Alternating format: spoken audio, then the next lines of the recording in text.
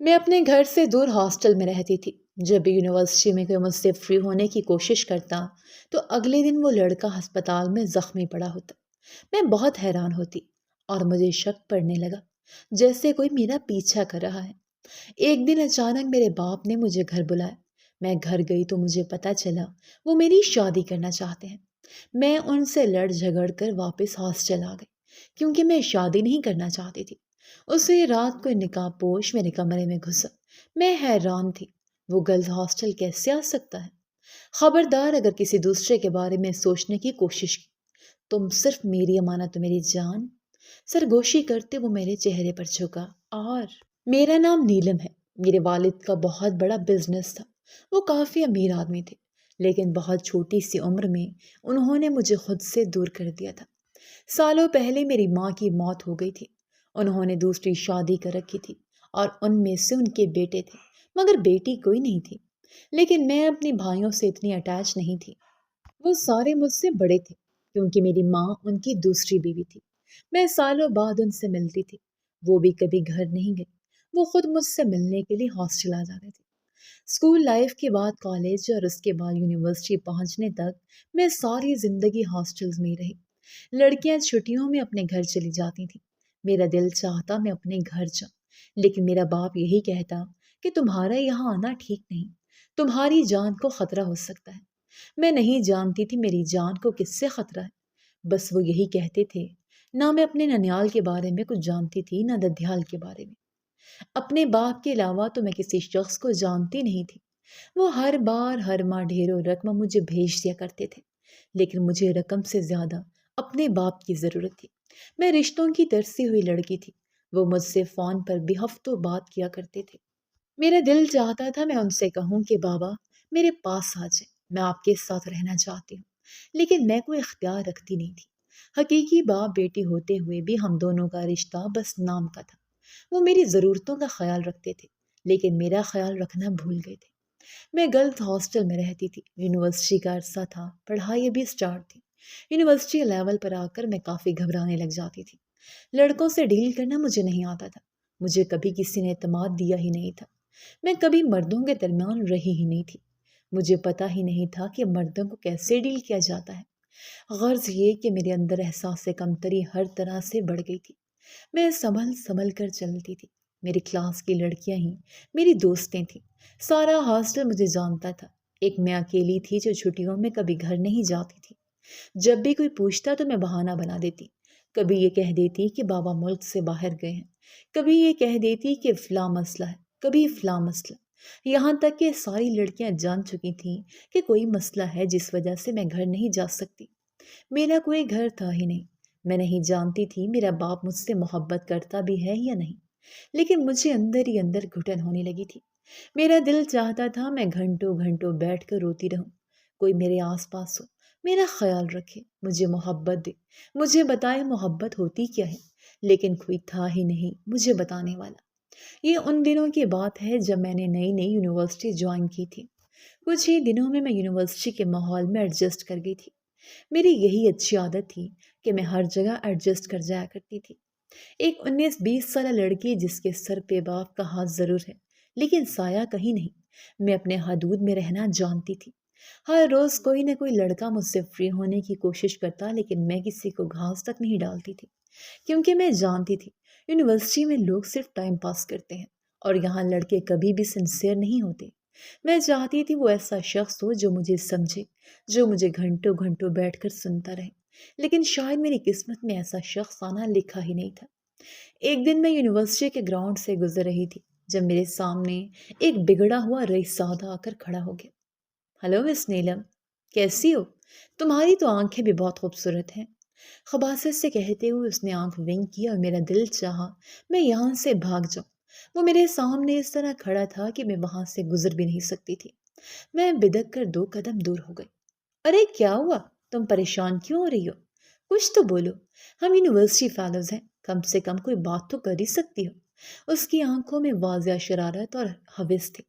اب میں اتنی بچی بھی نہیں تھی کہ کسی مرد کی آنکھوں کو نہ پڑھ پاؤں، اور ویسے بھی خدا نے یہ حس تو ہر عورت کو دی ہوتی ہے کہ وہ ہر عمر میں ہی کسی بھی مرد کی آنکھیں اور اس کی نظریں جان سکتی ہے۔ نہیں، مجھے کوئی بات نہیں کرنی۔ میں نے بہت مشکل سے خود پر قابو پایا اور وہاں سے چلتی بڑھی۔ سارا دن میرا دل اداس رہا۔ کاش کوئی مرد ہوتا میرے آس پاس جو اس معاشرے کے لفنگو لڑکوں سے میری حفاظت کر پاتا۔ کبھی کبھی میرا دل چاہتا تھا کہ میرے آس پاس کوئی محافظ ہو، جیسے کوئی پرسنل گارڈ ہوتا ہے۔ میرے پاس ہر سہولت تھی، میرے پاس لیپ ٹاپ تھا، موبائل تھا، یہاں تک کہ ٹیب بھی تھا۔ میں اکثر وہاں پر ڈرامے اور فلمیں یا افسانوں میں جب ہیروز کو ہیروئن کی کیئر کرتا دیکھتی تو میرا دل بے ساختہ چاہتا کہ کاش کوئی مرد میری بھی اسی طرح حفاظت کرے۔ لیکن پھر سوچتی تھی کہ یہ تو افسانے ہیں اور میری زندگی ایک تلخ حقیقت ہے، اور حقیقت میں ایسا کچھ نہیں ہوتا۔ میں خود کو بہت جلدی خواب سے باہر نکال آتی تھی۔ اس دن ہاسٹل میں آ کر میں کافی دیر روتی رہی۔ نہ جانے کیوں مجھے اس لڑکے کا اس طرح بدتمیزی سے بات کرنا بہت زیادہ تکلیف دے گیا تھا۔ اپنے کمرے میں اکیلی ہی رہتی تھی، کیونکہ ہاسٹل کا سب سے مہنگا کمرہ میرے پاس تھا، اور یہ بھی میرے بابا کا دیا گیا ایک احسان ہی تھا۔ انہیں میری جان اس حد تک خطرے میں لگتی تھی کہ انہوں نے میرا کمرہ ہی ہاسٹل میں علیحدہ کروا رکھا تھا کہ کوئی بھی لڑکی میرا کمرہ شیئر ہی نہ کر سکے۔ انہیں تو لڑکیوں پر بھی اعتبار نہیں ہوتا تھا۔ اکثر وہ فون پر بھی مجھے کہتے تھے کہ لڑکیوں سے دور رہا کرو اور کسی پر اعتبار نہیں کرنا، زیادہ دوستی نہیں کرنی۔ مجھے سمجھ نہیں آتی تھی کہ وہ آخر ایسا کیوں کہتے ہیں۔ میں اگلے دن یونیورسٹی گئی تو ساری یونیورسٹی ایک ہی بات کر رہی تھی کہ وہ لڑکا کافی زخمی حالت میں آدھی رات کو سڑک پر ملا۔ اس کی حالت اتنی خراب ہے کہ وہ اس وقت ICU میں داخل ہے۔ میں نے حیرت سے اپنے کلاس فیلو سے پوچھا کہ کس لڑکے کی بات ہو رہی ہے، تو وہ کہنے لگی وہی جو کل گراؤنڈ میں تم سے کھڑا کوئی بات کر رہا تھا، اور مجھے لگا جیسے کسی نے میرا کلیجہ مٹھی میں دبوچ دیا ہو۔ ایسا کیسے ہو سکتا ہے؟ میں حیران تھی، شل رہ گئی تھی۔ یہ سب تو میں نے صرف اپنے دل میں سوچا تھا کہ کاش کوئی اس کو اتنا مارے کہ وہ ہسپتال تک پہنچ جائے۔ لیکن وہ کیسے پہنچ گیا؟ اس بات کو ہضم کرنا بہت مشکل تھا۔ لیکن پھر میں نے سوچا کہ ہو سکتا ہے اس کا کوئی ایکسیڈنٹ ہوا ہو۔ لیکن ساری یونیورسٹی یہ باتیں کر رہی تھی، کسی نے اسے بہت طریقے سے مارا ہے، جیسے بہت پرانی دشمنی کا کوئی بہت بری طریقے سے بدلہ لیا ہو۔ نہ جانے کیوں میرا دل بے چین سا ہو، لیکن میں نے اس واقعے کو بھول جانے کی کوشش کی، اور واقعی کچھ دنوں تک میں بھول گئی۔ یہ 2 ہفتے بعد کا ذکر تھا۔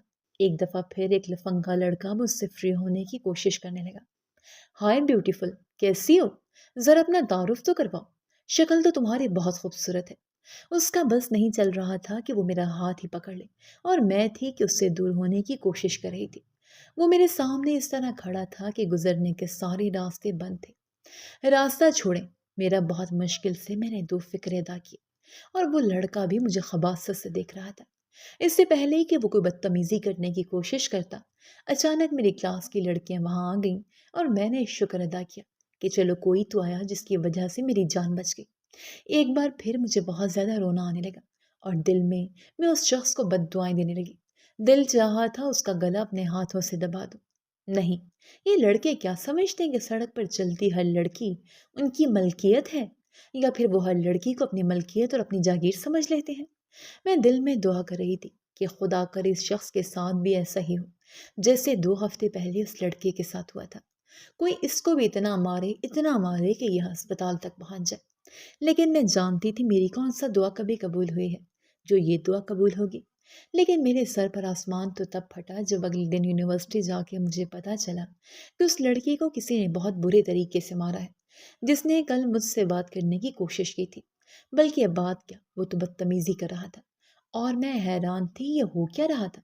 مجھے ایسا لگ رہا تھا جیسے کوئی خفیہ شخص ہے جو میری حفاظت کر رہا ہے، یا پھر وہ ہر اس شخص کو مار رہا ہے جو مجھ سے بات کرنے اور میرے نزدیک آنے کی کوشش کرتا ہے۔ میں اچانک ہی ڈرنے لگی۔ مجھے یقین ہو چکا تھا کہ یہ 2 بار ہوا ہے تو محض اتفاق نہیں ہے، لیکن پھر بھی کہیں نہ کہیں دل کہتا تھا کہ شاید ہی اتفاق ہو۔ دھچکا تو تب لگا جب 2 مزید لڑکوں کے ساتھ یہی سب ہوا۔ اب جو کوئی لڑکا بھی مجھ سے بات کرنے کی کوشش کرتا تو اگلے دن ہاسپٹل پہنچ جاتا۔ اب مجھے یقین ہو چکا تھا کہ یہ سب میرے ساتھ ہی ہو رہا ہے، لیکن ہو کیوں رہا ہے؟ میں حیران اور پریشان تھی۔ میں سارا دن یونیورسٹی میں پریشان بیٹھی رہتی، پڑھائی میں بھی دھیان نہیں لگ رہا تھا۔ مجھے محسوس ہوتا تھا جیسے کوئی میرا پیچھا کر رہا ہے اور سائے کی طرح میرے ساتھ چپکا ہوا ہے۔ اچانک مجھے کسی کی نظریں بھی اپنے وجود پر محسوس ہوتی، میں سارا سارا دن یونیورسٹی میں آس پاس دیکھتی رہتی کہ کوئی مجھے دیکھ تو نہیں رہا، اور پھر بھی سکون نہیں آتا تھا۔ ایک دن اچانک میرا بڑا بھائی مجھے لینے کے لیے آیا اور ساتھ میرے بابا کا فون آیا، تم گھر آ جاؤ، بہت ضروری کام ہے۔ انہوں نے سالوں بعد مجھے خود گھر بلایا تھا، اور میرے خوشی کی تو کوئی انتہا نہیں تھی۔ میں فوراً اپنے بھائی کے ساتھ بھاگتی بھاگتی گھر پہنچی۔ میں دوسرے شہر میں رہتی تھی، اور یہ کچھ گھنٹوں کا سفر میرے لیے صدیوں جیسا تھا۔ مجھے بہت خوشی ہو رہی تھی، مجھے لگ رہا تھا جیسے سب کچھ ٹھیک ہو جائے گا۔ جیسے ہی گھر پہنچی، فریش ہونے کے بعد کھانا کھایا، اور اس کے بعد بابا نے سنجیدگی سے ایک بات کہی، وہ بات جو میرے اعصابوں پر کسی بم کی طرح پھٹی تھی۔ تمہارے لیے ایک رشتہ آیا ہے، میں چاہتا ہوں تمہاری شادی کر دوں۔ اور میں حیران تھی، صرف 19 سال کی میری زندگی، اور ابھی میری پڑھائی بھی مکمل نہیں ہوئی تھی، اور میرے باپ کو میری شادی کی پڑ گئی تھی۔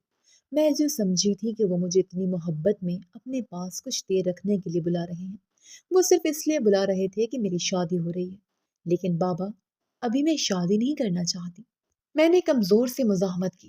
بس تمہاری شادی کر رہا ہوں تو مطلب کر رہا ہوں، تمہاری ذمہ داری اس سے زیادہ میں نہیں اٹھا سکتا۔ کتنے سالوں سے تمہیں اس محل سے دور رکھا ہوا ہے کہ کہیں تم پر کوئی آنچ نہ آ جائے۔ تمہارا شوہر ہوگا، تمہاری خود ہی حفاظت کرے گا، اس سے زیادہ میرے بس میں نہیں ہے۔ ان کے لہجے میں دبا دبا غصہ تھا، اور مجھے لگا جیسے کسی نے مجھ سے میری سانسیں چھین لی ہوں۔ کیا میں اپنے باپ کے لیے اب بوجھ بن گئی تھی؟ کیا اس میں میرا قصور تھا کہ وہ میری حفاظت کر رہے تھے؟ ہر باپ ہی اپنی بیٹی کی حفاظت کرتا ہے، اس میں الگ ہی کیا ہے؟ لیکن میرا دل بہت بری طرح ٹوٹا تھا۔ آج مجھے یقین ہو چکا تھا کہ انہیں مجھ سے ذرا بھی محبت نہیں ہے۔ میں صوفے سے اٹھی اور سنجیدگی سے اپنے اسی بھائی کو مخاطب کیا جو مجھے ہاسٹل سے یہاں لے کر آیا تھا۔ مجھے واپس ہاسٹل چھوڑیں، آپ کا بہت بڑا احسان ہوگا۔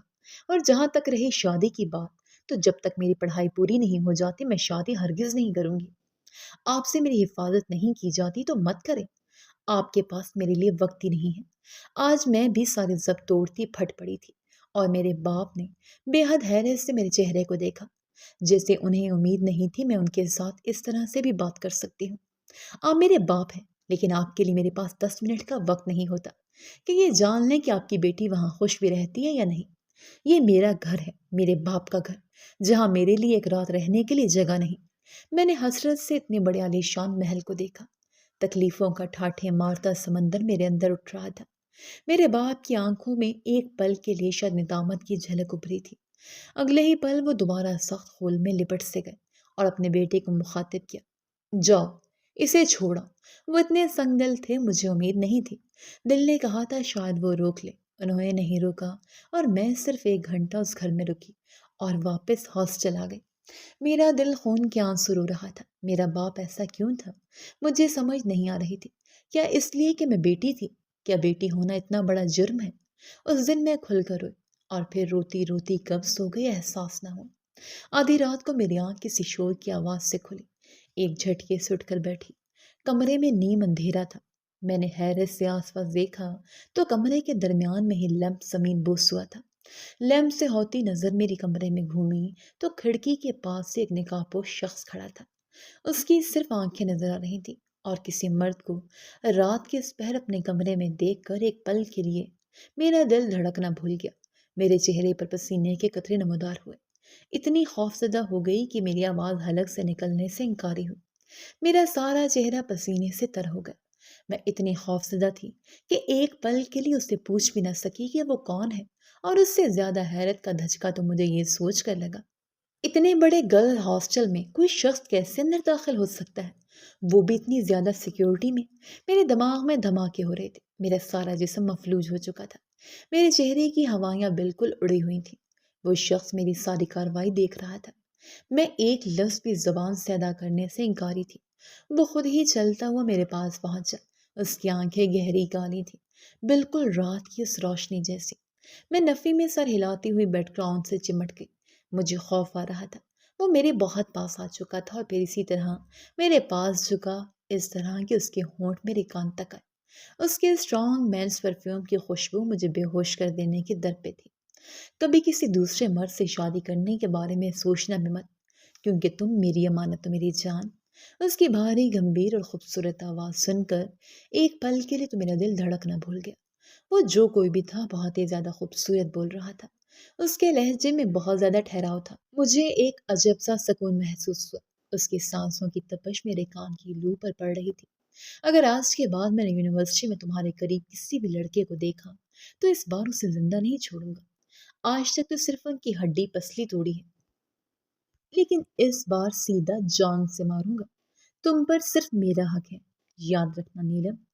وہ میرے کان میں جھکا آہستہ آہستہ سرگوشی کر رہا تھا، اور اس بار اس کے لہجے میں بہت زیادہ غصہ تھا، جسے میں بہت اچھی طریقے سے محسوس کر سکتی تھی۔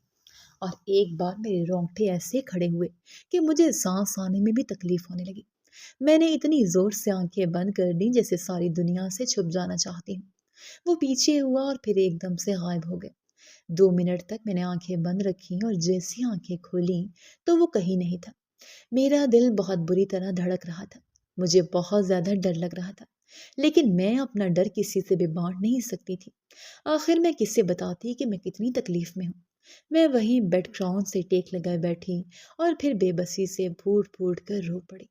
میں نہیں جانتی تھی وہ کون ہے، لیکن وہ جو کوئی بھی تھا مجھے خوف زدہ کر گیا تھا۔ ایک بات تو میں سمجھ چکی تھی، یہ وہی شخص تھا جو ان سب لوگوں کو مار چکا تھا، لیکن وہ ایسا کیوں کر رہا تھا میں سمجھ نہ سکی۔ اس دن کے بعد سے میں بہت زیادہ ڈری ہوئی رہنے لگی۔ یونیورسٹی میں بھی میں سارا دن آس پاس دیکھتی رہتی۔ ایک بات تو صاف تھی، وہ مجھے نہ جانے کہاں سے چھپ کر دیکھتا تھا، اور مجھے ڈر لگنے لگا۔ اگر وہ ایک بار میرے کمرے میں آ سکتا تھا تو مطلب دوبارہ بھی آ سکتا تھا۔ وہ کون تھا میں تو یہ بھی نہیں جانتی تھی۔ ہر روز رات کو میں ڈرتے ڈرتے سو جاتی، اور ایک رات میں کچی نیند میں تھی جب مجھے محسوس ہوا کوئی میرے پاس آ کر بیٹھا ہے، اور اسی پرفیوم کی محسوس کرتے میرا سانس تک رک گیا۔ میں اتنی پریشان ہوئی اس حد تک نہیں، وہ میرے پاس سے بیڈ پر بیٹھا تھا اور اس کے ہاتھ میرے بالوں میں چل رہے تھے۔ اس کا چہرہ میرے چہرے کے اتنے پاس تھا کہ اس کی سانسیں میں اپنے چہرے پر پڑتے محسوس کر سکتی تھی، لیکن میں سیدھی ہی پڑی رہی۔ اسے شک نہیں ہونے دینا چاہتی تھی کہ میں جاگ رہی ہوں۔ میرا دل خوف سے اتنا تیز دھڑک رہا تھا جیسے ابھی پسلیاں توڑ کر باہر نکل جائے گا۔ میں جانتا ہوں تم کتنی اکیلی ہو، لیکن فکر مت کرو نیلم، میں تمہارے ساتھ ہوں۔ میں ہر وقت تمہارے ساتھ رہوں گا۔ تم صرف میری ہو، کبھی کسی دوسرے مرد کے بارے میں سوچنے کی کوشش بھی مت کرنا۔ وہ آہستہ آہستہ سرگوشی کر رہا تھا، اور میرا حال تو ایسا تھا جیسے کاٹو تو بدن میں لہو نہ ہو۔ نہ جانے کتنی دیر وہ میرے پاس بیٹھا رہا، کوئی وقت کی قید نہ رہی، اور پھر کب میں سو گئی مجھے احساس نہ ہوا۔ اگلی صبح جب میں اٹھی تو سب کچھ نارمل تھا، لیکن اس کے بعد ہر رات کو یہی ہونے لگا تھا۔ میں آنکھیں تو بند کیے رکھتی، لیکن اسے محسوس نہ ہونے دیتی کہ میں جاگ رہی ہوں۔ وہ ہر روز رات کو آتا تھا اور مجھ سے ڈھیروں باتیں کرتا تھا۔ وہ جانتا تھا میں سوئی ہوئی ہوں، جواب نہیں دے سکتی، لیکن پھر بھی وہ اپنے دل کی ہر بات کر جاتا تھا۔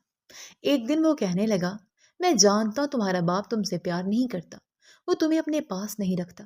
تم ترس جاتی ہو باپ کے پیار کے لیے، تمہیں رشتے چاہیے، لیکن تمہارا ہر رشتہ مجھ پر شروع ہو کر مجھ پر ہی ختم ہو جاتا ہے۔ نیلم، میں تمہیں اتنا پیار دوں گا، اتنا پیار کہ تمہیں دنیا کی کوئی بھی حسرت نہیں رہے گی۔ اس کی یہ باتیں میرا دل جیت لیتی۔ اس کی آواز بہت خوبصورت تھی۔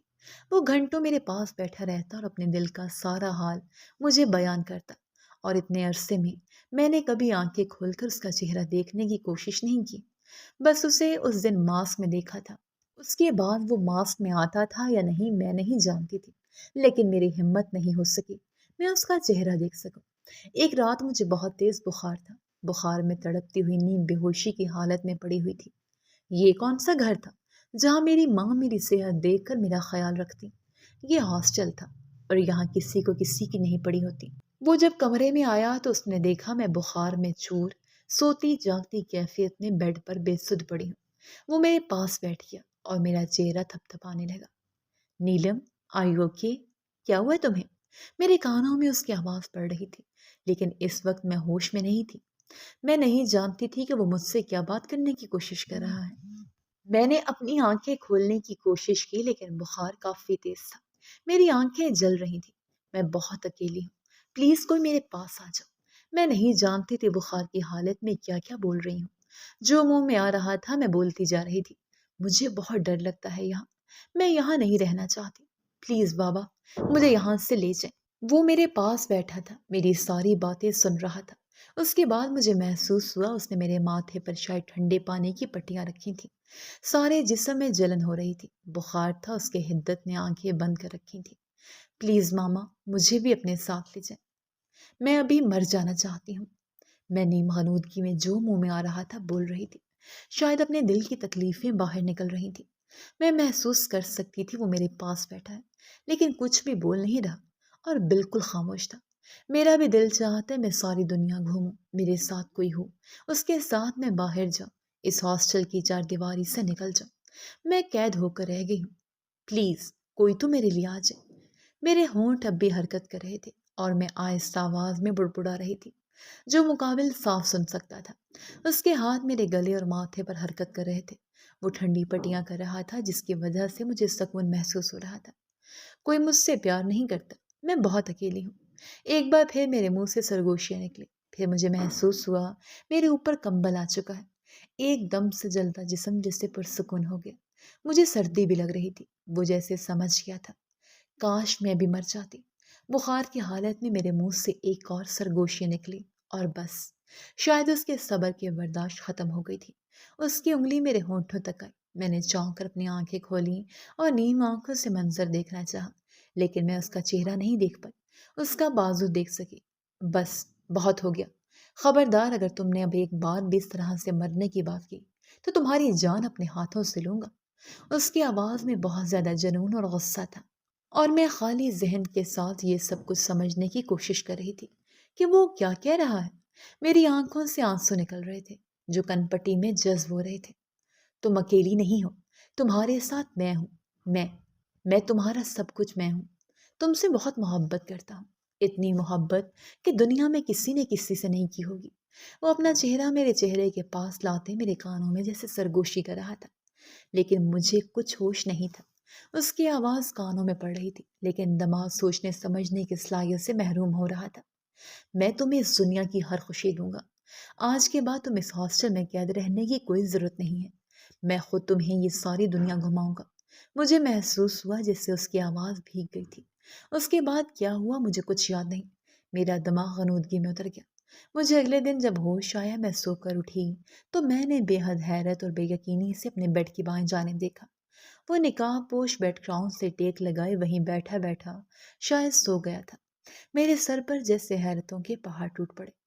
پاس ہی سائڈ ٹیبل پر پانی ایک باؤل بھی پڑا ہوا تھا اور پاس ہی ٹھنڈے پانی کے لیے پٹیاں پڑی تھیں۔ میں حیران رہ گئی، کیا وہ ساری رات میرے پاس بیٹھا رہا تھا؟ جیسے مجھے یقین آیا شاید یہ دنیا کا پہلا شخص تھا جس نے میری خاطر خود کو پیش کیا۔ میرا دل چاہا میں اس کے سینے سے لپٹ کر خوب روں۔ ایک ہی پل میں اس شخص کے لیے میرا دل دھڑکنے لگ گیا۔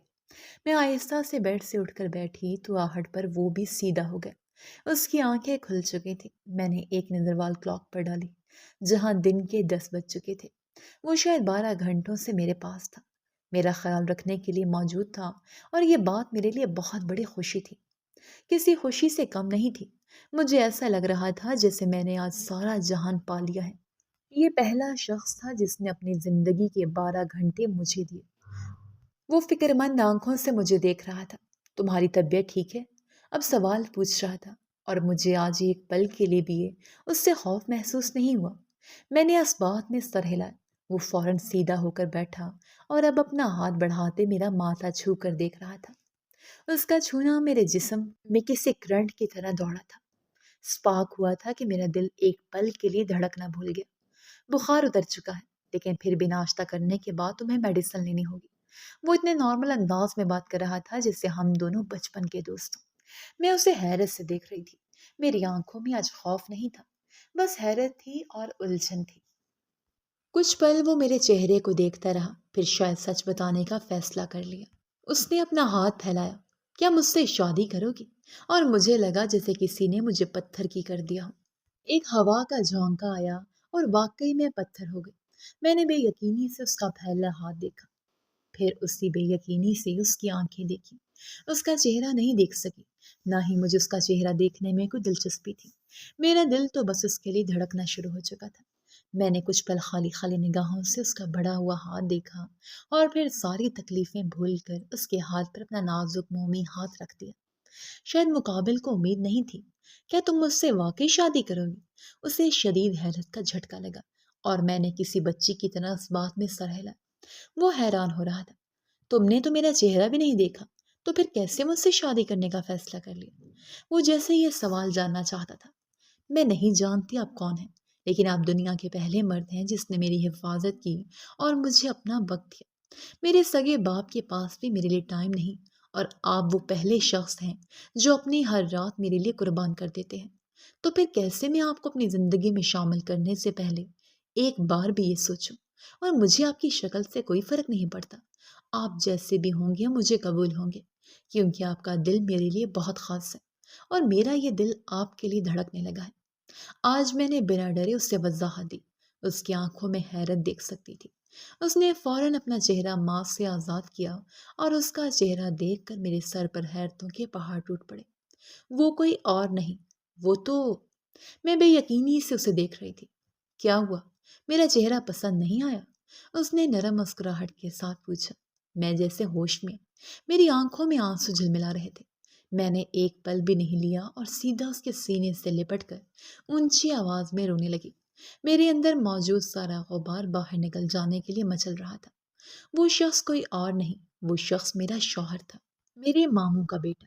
میں نے سالوں پہلے اس کی تصویر دیکھی تھی، اس لیے اسے پہچان گئی تھی، اور میرے باپ نے شاید مجھ سے یہ بات چھپانے کی کوشش کی تھی، لیکن مجھے اچھے سے یاد تھا بچپن میں میرا نکاح میرے ماموں کے بیٹے سے کیا گیا تھا۔ لیکن میرے بابا نے مجھ سے اتنا بڑا جھوٹ کیوں بولا؟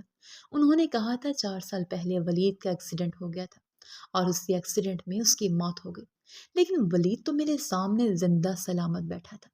میرے بابا مجھ سے اتنا بڑا جھوٹ کیسے بول سکتے تھے؟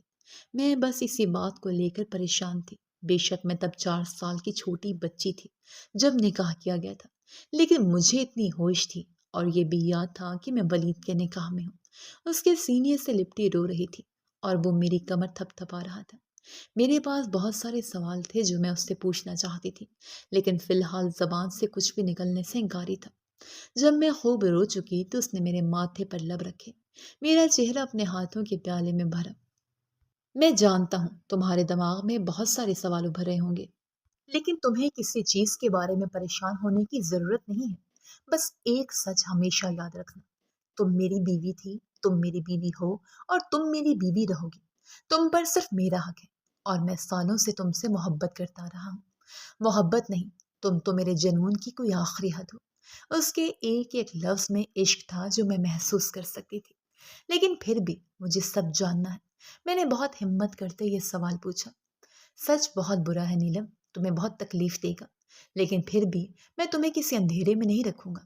تمہارے بابا ڈرگز کا کاروبار کرتے تھے، اسی سلسلے میں انہوں نے اپنی بہن کی شادی میرے بابا سے کروائی۔